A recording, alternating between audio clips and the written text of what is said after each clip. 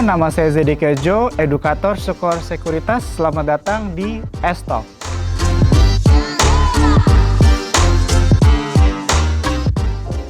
Oke, jadi di sini ada beberapa list pertanyaan dari banyak orang seputar dunia investasi. Kita lihat ya di list yang kedua ini, apa itu psychology trading ya. Jadi apa itu psychology of trading? Jadi kalau misalnya kita mau sukses menjadi trader atau investor di dunia pasar modal, kita tuh harus mempunyai skill analisa yang baik dan juga pengalaman yang cukup ya.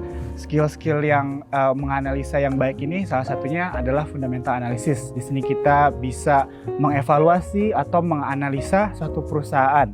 Dan yang kedua adalah technical analysis. Ya, di sini technical analysis itu kita memprediksi atau melihat potensi-potensi pergerakan harga saham selanjutnya. Nah, tapi teman-teman, dari dua analisis ini itu tidak akan ada artinya kalau kita tidak mempunyai pola pikir yang bagus, bisa mengontrol emosi yang benar. Yang lebih dikenalnya itu adalah dengan namanya psychology of trading. Oke, jadi saat kita berinvestasi, kalau kita mau mengenali diri kita atau mau belajar mengontrol emosi kita, kita perlu tahu dulu apa hal-hal yang kita rasakan. Jadi mungkin teman-teman yang sudah berinvestasi atau lagi trading, atau mungkin melihat teman-teman yang sudah berinvestasi juga, mereka biasanya merasakan dua perasaan ya. Yang pertama itu adalah fear, yang kedua adalah greed. Ya, fear itu translationnya bahasa Indonesia takut, dan greed itu translationnya sih lebih ke arah rakus, tapi mungkin bisa diartikan lebih ke arah mau lebih atau tidak pernah cukup. Nah, jadi dari dua perasaan inilah banyak mengontrol keputusan-keputusan kita berinvestasi ya. Itu adalah hal yang manusiawi mempunyai perasaan-perasaan ini ya teman-teman. Tidak mungkin kita menghilangkan rasa takut kita, karena rasa takut kita ini adalah menjadi salah satu bagian kita sebagai manusia. Tapi apa yang bisa kita lakukan? Yang kita bisa lakukan adalah mengontrolnya. Contohnya begini, Warren Buffett, salah satu investor terkenal, terbaik dan terkaya di dunia, menjelaskan bahwa it's okay kita merasakan yang namanya fear atau greed itu, tapi bagaimana cara kita mengontrolnya. Famous quote-nya dia bilang seperti begini, investor yang bijak atau wise investor is to know when we have to be fearful when others are greedy and be greedy when others are fearful. Artinya apa? Di sini artinya be fearful when others are greedy, artinya bukan kita menjadi takut ya, bukan jadi fearful takut, tapi di sini translationnya sebenarnya lebih ke hati-hati. Jadi kalau misalnya kita melihat orang-orang itu greedy gitu ya, kita harus lebih berhati-hati. Nah, yang kedua, be greedy when others are fearful. Di sini bukan berarti kita harus menjadi rakus atau kita seperti merasa harus tetap tidak cukup, bukan. Tapi di sini adalah menjadi berani saat orang-orang itu takut. Nah, di sini apa artinya dari famous quote dari Warren Buffett ini? Di sini artinya supaya kita mengenali dua perasaan ini, perasaan fear dan greed, bagaimana kita bisa membedakan ya emosi-emosi ini dan bisa memposisikan diri kita. Ya, jadi tidak mungkin kita menghilangkan perasaan takut itu, tapi bagaimana cara kita mengontrol dua perasaan ini supaya kita sukses dalam berinvestasi atau trading. Oke, contoh berinvestasi ke teman-teman ya, untuk kita melihat lebih dalam lagi tentang psychology of trading ini. Banyak orang di luar sana ya yang mungkin sama dengan kita cara berinvestasinya. Contohnya, sama-sama lebih condong ke fundamental analysis atau technical, terserah. Ya, contohnya kalau fundamental. Terus sama-sama kita ini penganut value investing. Sama-sama berinvestasi di perusahaan atau emiten yang sama.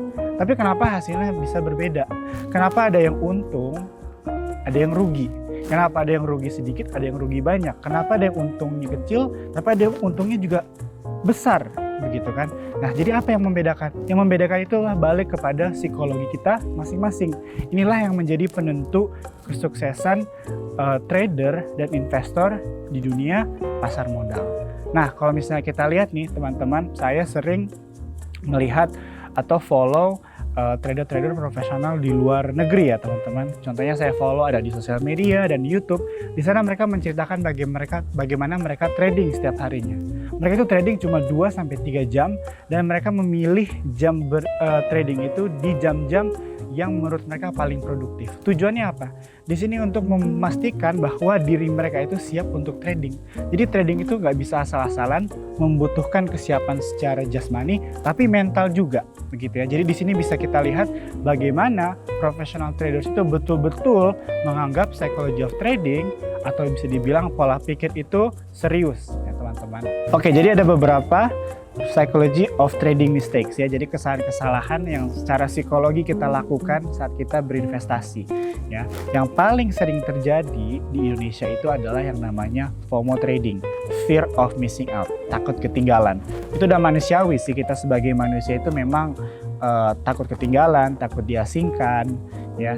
Nah, tapi kalau misalnya dalam dunia berinvestasi, kalau kita merasakan perasaan ini, merasa takut ketinggalan, itu bisa menjadi batu sandungan.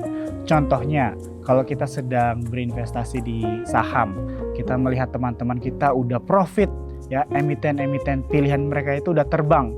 Akhirnya kita merasa ketinggalan kan, dan kita masuk di saat harganya sudah tinggi. Dan akhirnya apa? Akhirnya kita masuk dengan harga yang sudah mahal dan nyangkut. Nah inilah ya bisa menjadi batu sandungan teman-teman.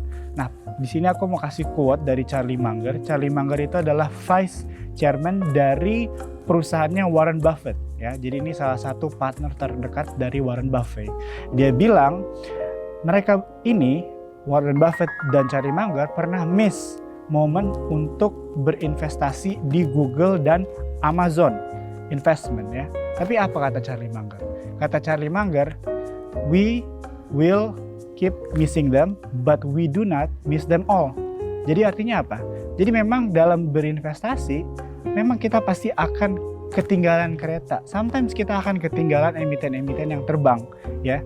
Missing trade is just part of the game, ya. Itu sudah menjadi bagian dari proses kita berinvestasi. Tapi tidak perlu kita menjadi ketakutan ketinggalan, karena akan ada kereta-kereta lain yang datang, karena akan ada kesempatan-kesempatan lain yang datang.